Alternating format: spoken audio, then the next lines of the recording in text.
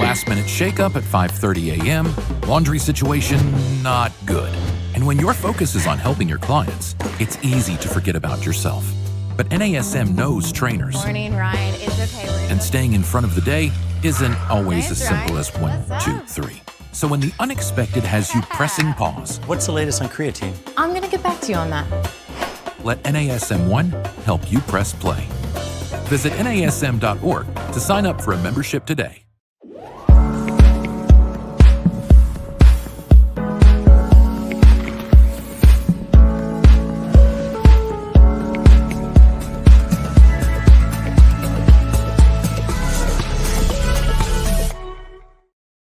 Hello, everyone, and welcome to Strong Mind, Strong Body.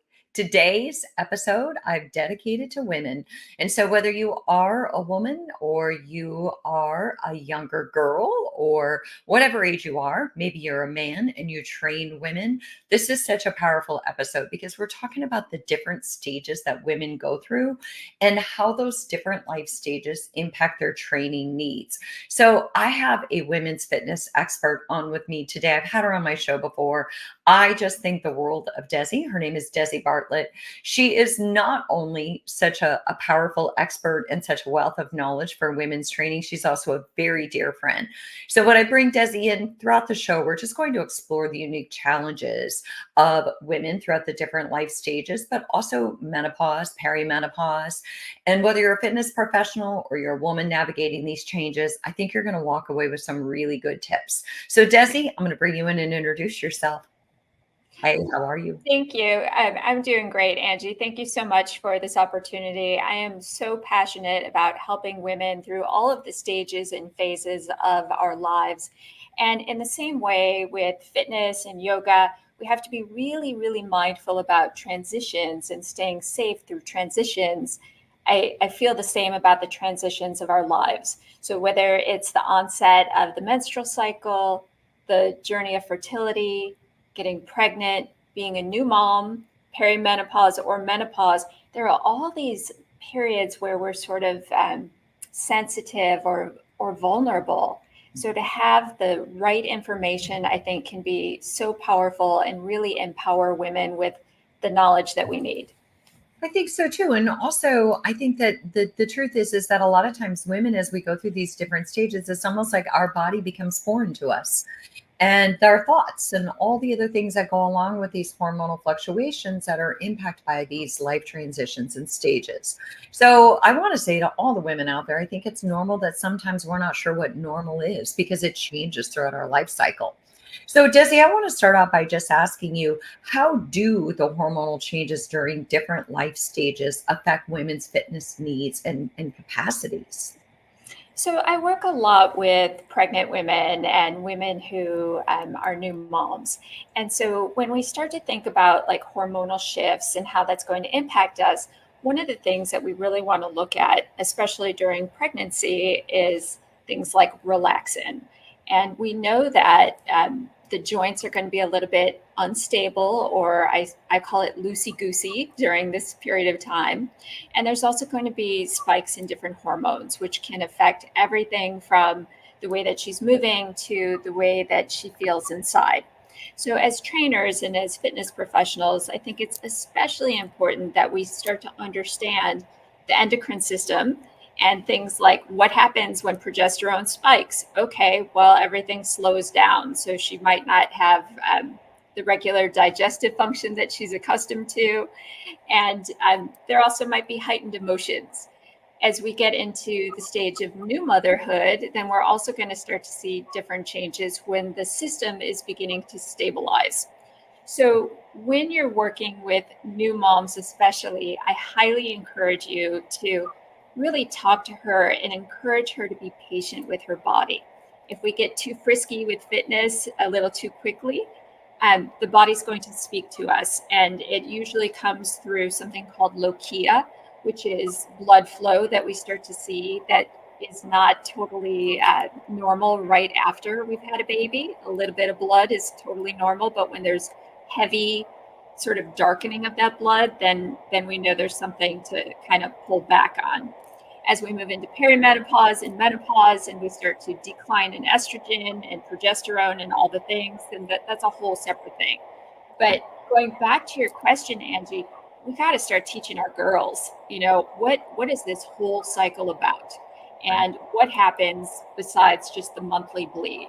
There's this whole cycle that includes 4 different phases. And most girls don't even know what those are and have never heard about them.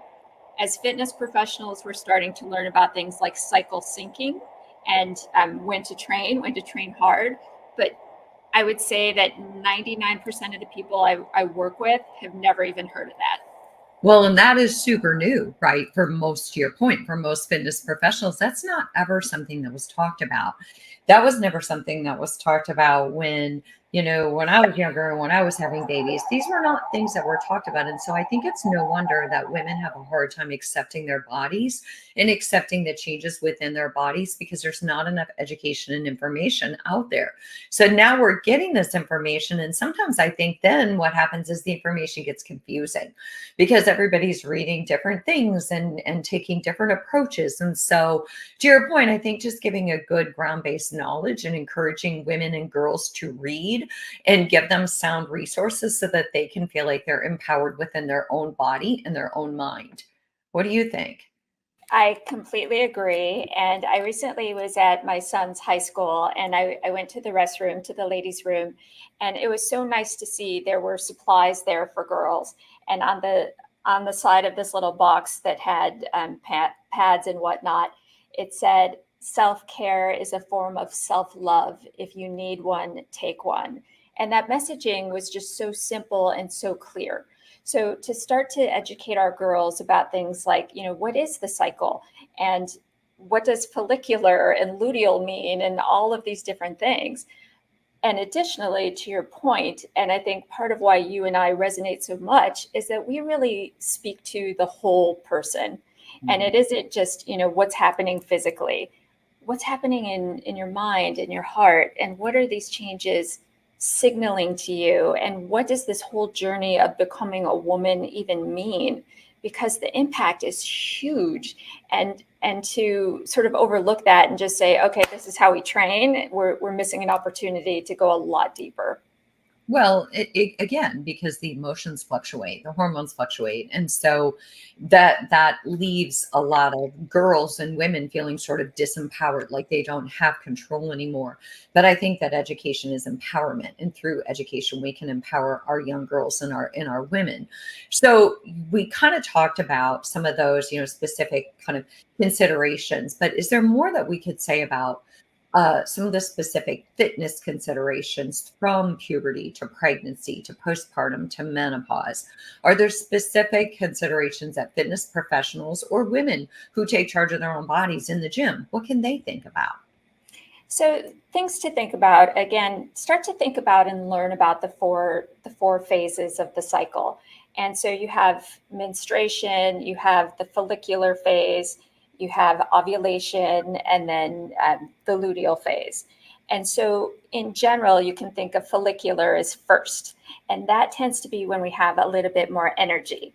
And then as we move through the cycle to luteal, right before menstruation, that tends to be when we're a little bit down, or maybe a little bit flat or bloated, or when we can experience PMS.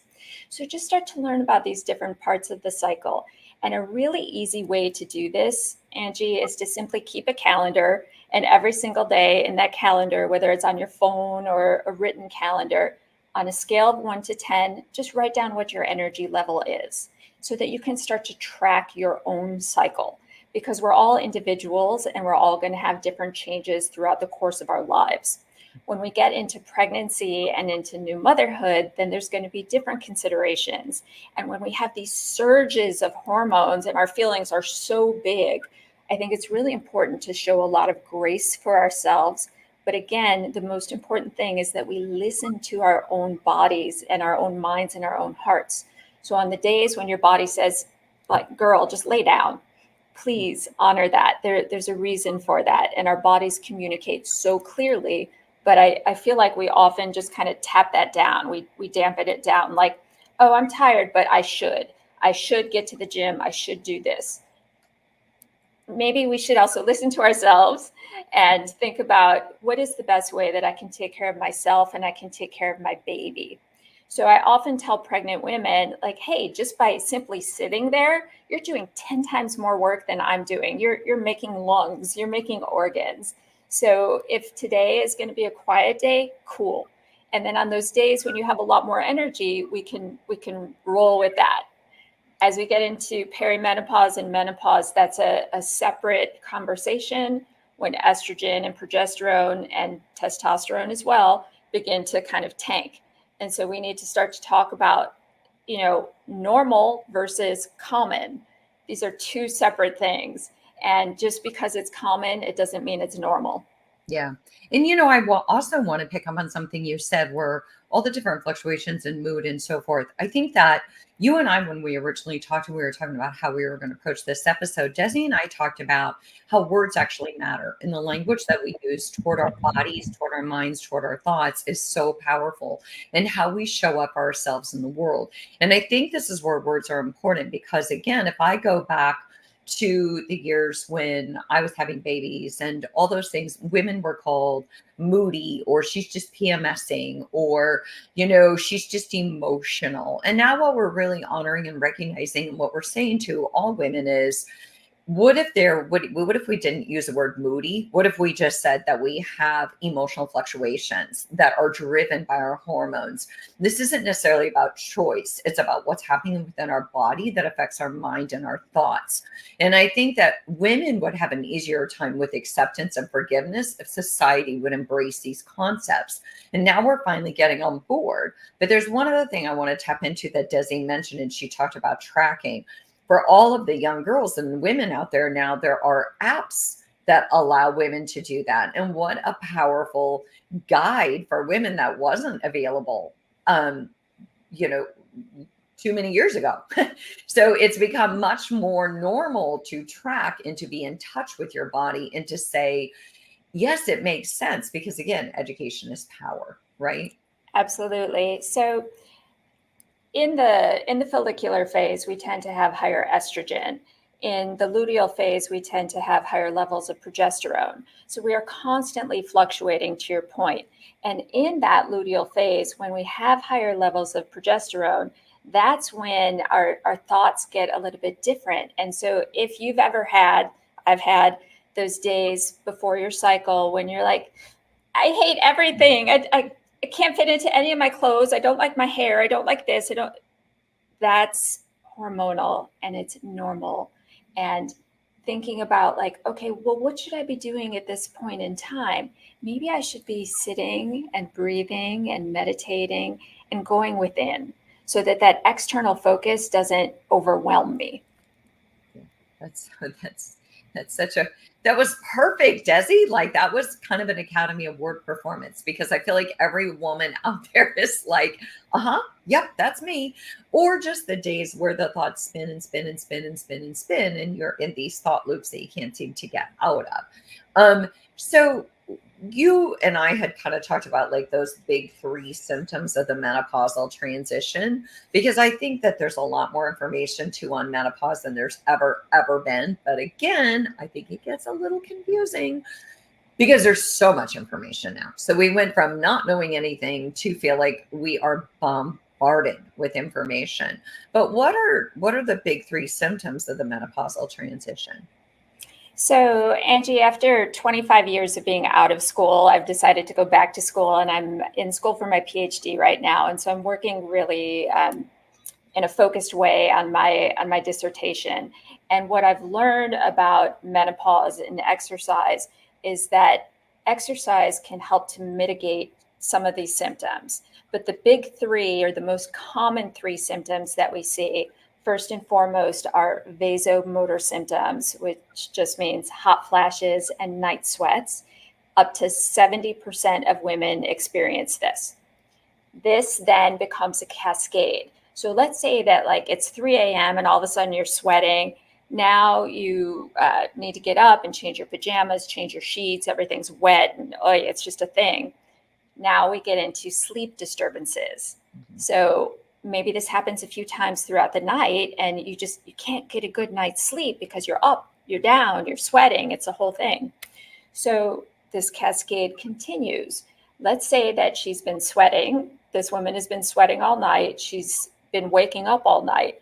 What happens when she wakes up in the morning? Let's say it's 6:30, 7 a.m. She's got to take her kids to high school or go to work or both. Now she needs to grab some energy, right? So it's often sugar, caffeine, or a sugar caffeine bomb sort of combined. And this can lead to weight gain. Specifically, this is when we talk about belly fat. Now, belly fat is also more common during the menopausal transition because there's a redistribution of fat patterns. You can weigh the exact same amount, and all of a sudden you're like, well, how come my jeans are tight? That's also a common thing that happens. So belly fat can occur from the changes that are happening in her physiology. It can also happen because of the cascade that can lead to poor food choices.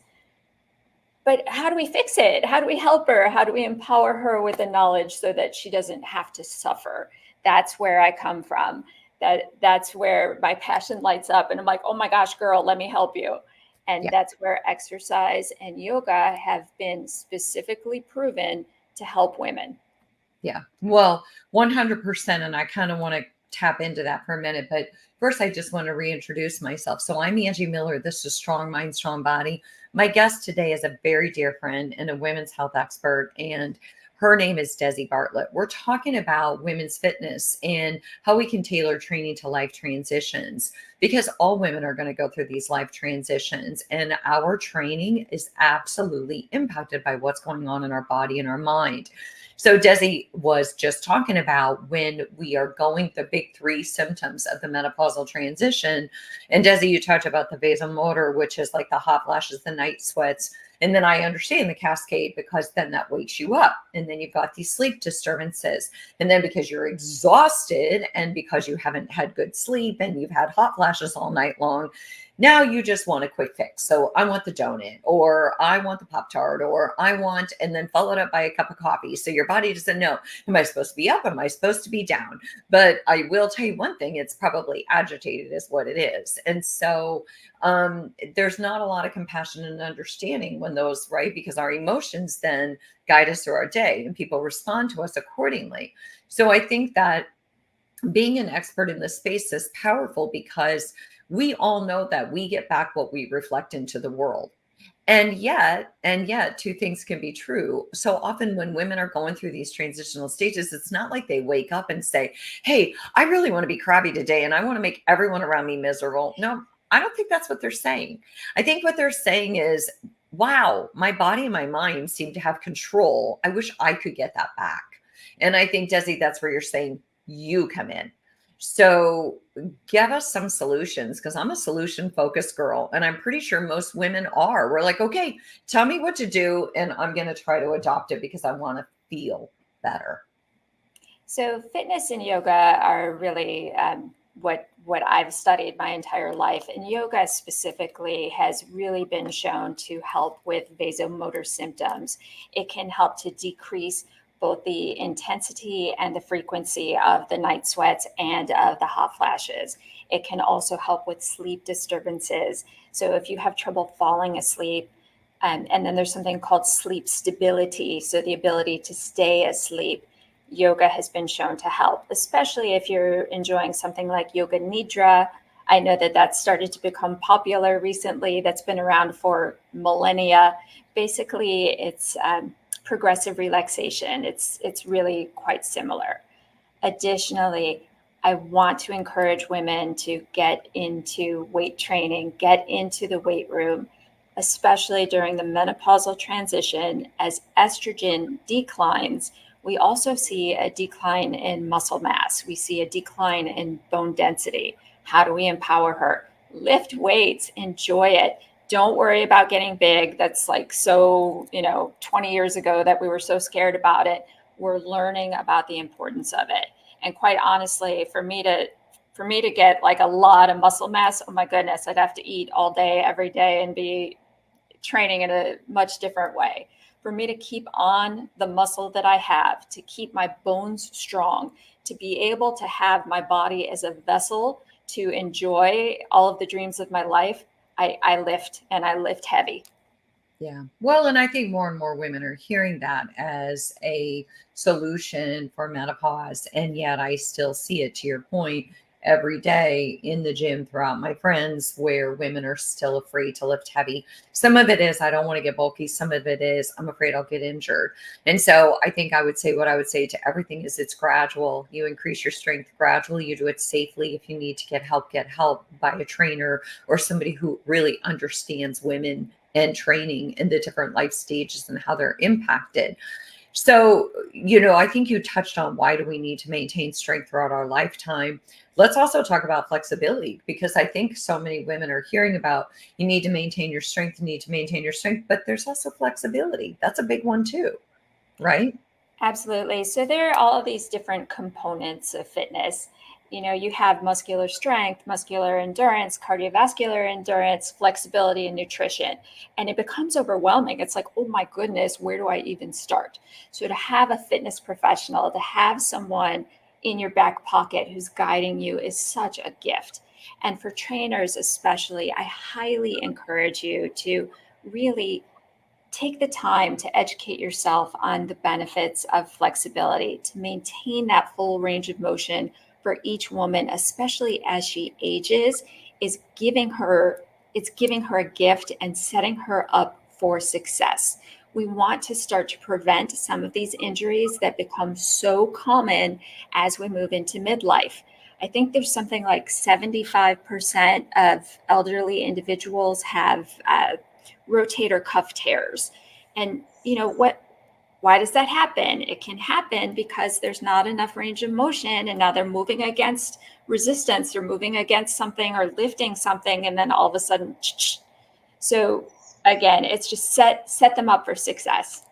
I teach seniors. And so I do a senior fitness class, and I would venture to say 50% of them can't raise their arms above their head.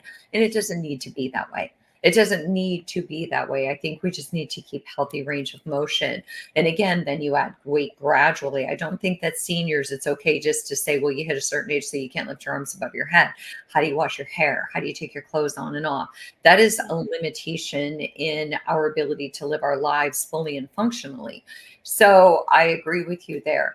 Desi, I'm curious because we already debunked one of the myths about women's fitness, and that is that we're going to get big and bulky. And like we said, we feel like that's decades old, but I do think it's still out there. Are there other fitness myths pertaining to women's fitness that if you could debunk it right here, right now, what would you say? Oh, Angie, I didn't expect to go here, but I think we need to touch on GLP-1. And we need to talk about what's happening right now. And so if that's something that it has been prescribed to you by your doctor, and if you have a lot of weight to lose, I totally get it. If you are just trying to lose 10 pounds, I don't think that this is necessarily the path for you. And I'd really like to encourage women, especially if this is going to be something that you're going to be taking, make sure you have an exit strategy. I feel like we don't have enough lifestyle strategies that can take us through long periods of time. We have these ideas of like, how can I fast? How can I take an injection? How can I do all these things really, really quickly? And we gotta let go of quick fixes. You want to tell them what GLP-1 is? Yeah.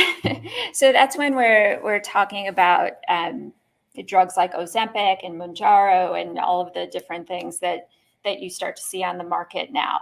And I'm not saying that these are bad. Everything has its place, but educate yourself about what are the long-term implications for my body? How am I going to get off of this? And is there another way that I could start to support myself? Yeah. I always say, if you're going to enter the house, know how you're going to exit. So if you're going to enter the house of Ozempic and all the other ones, to Desi's point, you need an exit strategy. You don't want to be locked inside forever. None of us really, I know for me, I don't want to be on a medication for life. So I know that it is a solution, we're not saying it's a bad or a good solution, but what we are saying is really consider the whole picture and the lifestyle changes and what this means long term for your brain, your body, your mind, your emotions, the whole thing. And are you then going to be relying upon it? So yeah, so I'm glad that you brought that up. So that's is there any other myths or misconceptions that you hear a lot in women's fitness that you want to address?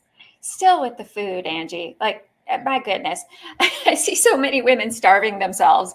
And so we start to have these conversations about protein and, how much protein should we have? And um, generally, like, really broadly, we can say, 1 gram per pound of body weight, but people still are scared of it. And I think I'm 53, I'm Gen X. And so I grew up with like, very, very skinny models and a lot of cardio and not a lot of weight training, not a lot of talk about protein.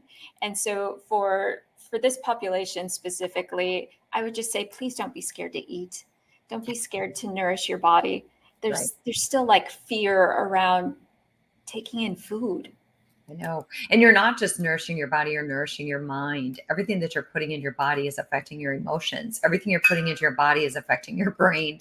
So it's the whole package, it's the whole thing, and it's the whole thing for life. So our decisions today impact how we show up and how we live our lives tomorrow and for the rest of our life. So we can't take back time, but what we can do is educate ourselves and empower ourselves so that our future forward looks a little more healthy, looks a little more powerful.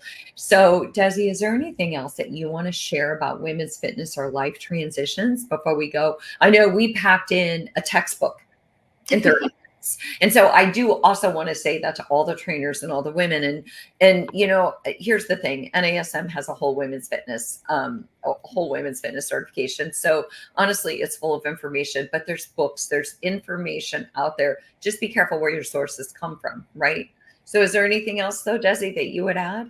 Yes. So speaking of textbooks, I do have 2 that I've written to support you. I have a book called Your Strong, Sexy Pregnancy, a yoga and fitness guide, and also Total Body Beautiful, Secrets to Looking and Feeling Your Best After Age 35, which is all about the menopausal transition. But the one idea that I'd like to kind of leave everyone with that I think is so important, no matter what phase you're in, is the power of community and sisterhood. To have other women in your life that can teach you, that can communicate with you, that can support you, and you do it for them as well.